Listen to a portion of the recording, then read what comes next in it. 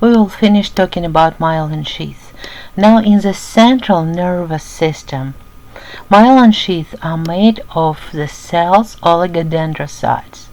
And to be exact, not the cells themselves, but their extensions, processes that are wrapped around the axons. There are still nodes of Ranvier, those gaps. There is no bulging of neurolemma because the cell nucleus is located right here. And usually thinner fibers, the thinnest, are not myelinated in the brain or spinal cord. Now let's talk about functions of the nervous system. Main functions are sensory input, integration, and motor output. When our receptors located in the skin, internal organs, and muscles receive some information about internal and external changes, that information immediately goes to the spinal cord and the brain. Internal changes. Our stomach is empty, we're hungry, we feel that some pain probably somewhere, we feel that we need to go to the restroom. All those are internal changes. External changes, that's when we hear something, see something, touch something. All those changes originate information that goes to the brain or spinal cord through the sensory neurons.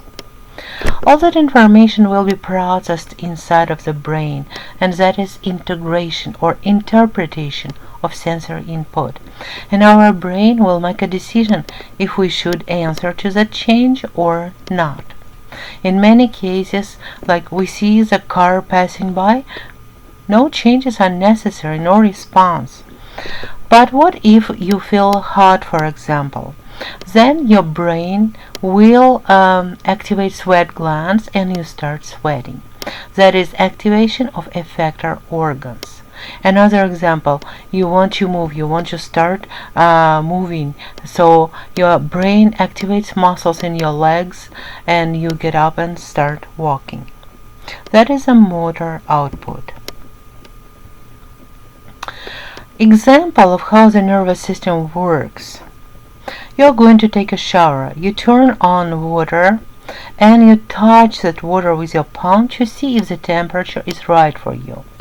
Sensory receptors in your skin feel the water temperature, and through the sensory neuron, that information goes to your brain. That brain then makes decision if the temperature is right for you. If not, it's too cold or too hot.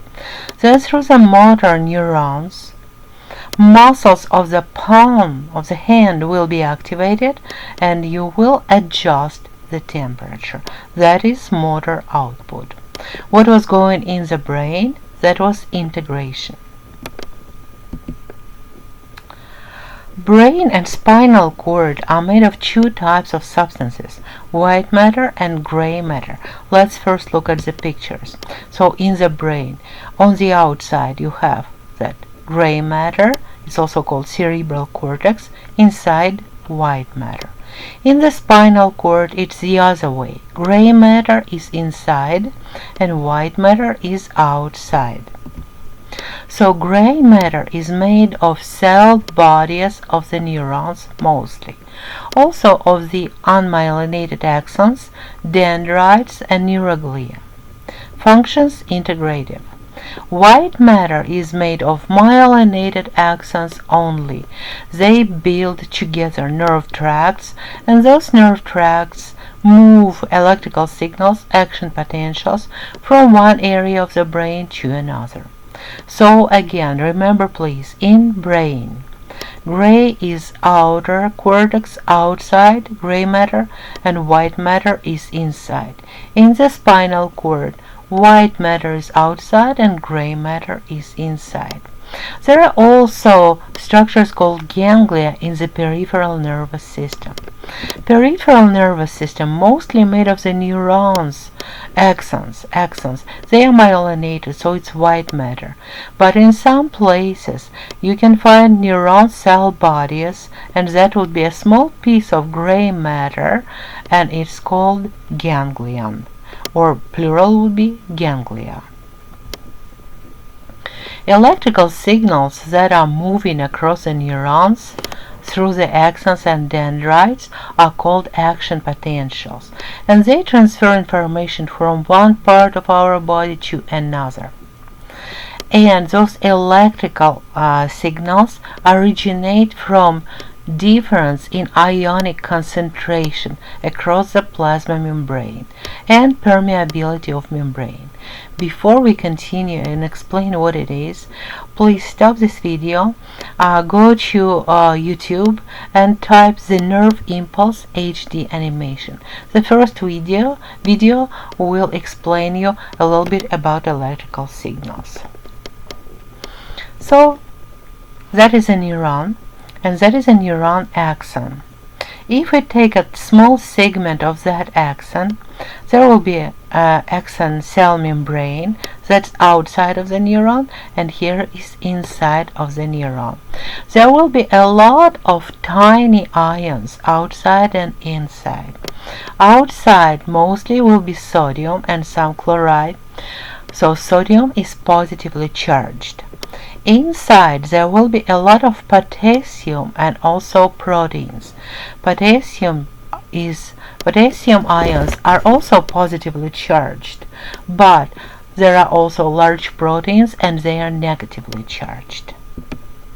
So overall, if we see the cell membrane, in the cell membrane also will be large proteins, protein channels.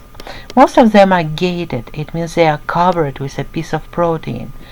And only sometimes that piece of protein, like a flap, can open and allow ions to enter or exit the neuron. They are called gated ion channels, and what can open them? If it's an electrical signal can open them, then they are called voltage gated. If some chemical can open them, they are called ligand gated. And at rest, membrane is negative on the inside and positive on the outside. Again, please remember why. Outside mostly sodium, it's positively charged. Inside is mostly potassium, it's positive, but a lot of proteins negatively charged, so overall inside is negative. If we check electrical signals outside and inside by placing tiny electrodes and using the device called voltmeter, we will find that the difference between positive outside and negative inside is -70 to -90 millivolt. That is called resting membrane potential. So it's a difference in electrical potential inside and outside of the neuron. Negative inside, positive outside. When something disturbs that neuron by electrical impulse or chemical, electrical signal starts moving through the neuron. That is called action potential. How it happens? Something disturbing the neuron causes some of the channels to open. Normally at the resting potential, only some tiny channels open and small amount of sodium and potassium goes both ways. When later electrical signal arrives, it opens the channels and sodium ions start going inside. So the charge becomes less positive outside and less negative inside. That process is called depolarization. So electrical impulse changes from -70, goes all the way up and becomes positive. A little bit later, repolarization happens. It's when other channels for potassium open and potassium ions start leaving the neurons. They are positively charged, so they make environment positive outside of the neuron and negative inside again, because positive neurons are leaving. That is called repolarization. And sometimes so many of potassium ions leave that they make the charge even lower lower than -70, lower than the original signal, and it's called hyperpolarization.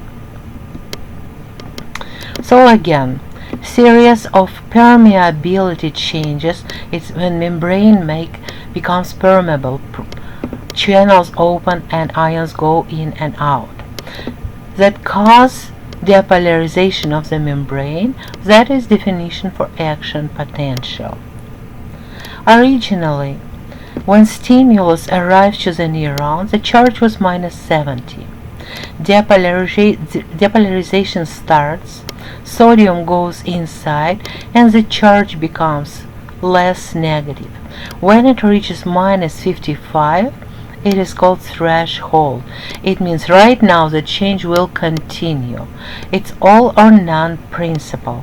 If the stimulus that arrived is weak and change was minor and didn't reach threshold, it will not go through the neuron.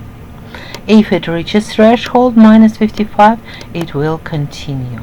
All or none principle. Okay, during action potential, if another stimulus arrives to the neuron cannot answer with new action potential. That is called absolute refractory period. No answer from the neuron. During the, right here, hyperpolarization, only very strong signal or stimulus can start new action potential. That is called relative refractory period. Action potential travels from the cell body all the way through the axon to the end of the neuron, and then it will be transferred to another cell. It can be another neuron, or it can be a glandular cell or muscle cell. That is called action potential propagation. Propagation of action potential in unmyelinated axon goes smoothly. Action potential in one side just causes action potential at the next location, and it keeps traveling through the axon. It cannot go backwards. What about myelinated neurons?